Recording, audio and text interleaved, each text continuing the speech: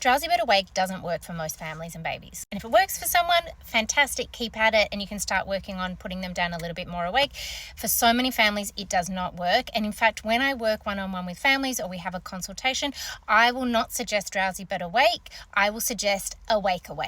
Because in order to sleep train and teach your baby to fall asleep independently, they actually need to practice falling asleep independently from start to finish. So I want a baby to go down after a great bedtime routine, after a great day of milk and solids, after a great day of naps, or as best as we can get them, because we all know naps are a beast, and then pop baby down awake if we are sleep training and teaching independent sleep skills. Because I want your baby to be able to move through all of the layers of feeling drowsy, getting comfy, falling asleep, and then being able to rinse and repeat at the end of a sleep cycle. And it can feel a little bit like they've had a micro nap if they're super heavy and tired in your arms, and then you put them down. It can feel a bit jarring. But not only that, it can just be a very elusive state for parents to try and rock their baby just to that perfect stage of drowsy but awake. Some like to just conk out and be asleep.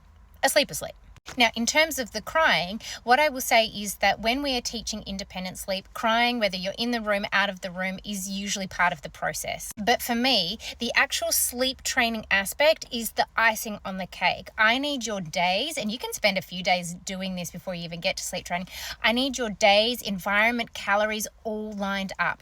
So that when you get to, let's say, a Friday night and you decide we're going to sleep train Friday night, that those tears are absolutely minimized and you feel confident that it's not because they're hungry, they're overtired, they're undertired, they're cold, they're too hot, all the things that creep into our mind and fill us with doubt. If there is going to be crying, I need it to be productive. So focus on your days, then move away from drowsy but awake. We're going awake when we actively sleep train a baby. And yes, falling asleep independently and self-settling is absolutely a teachable skill for a lot of babies.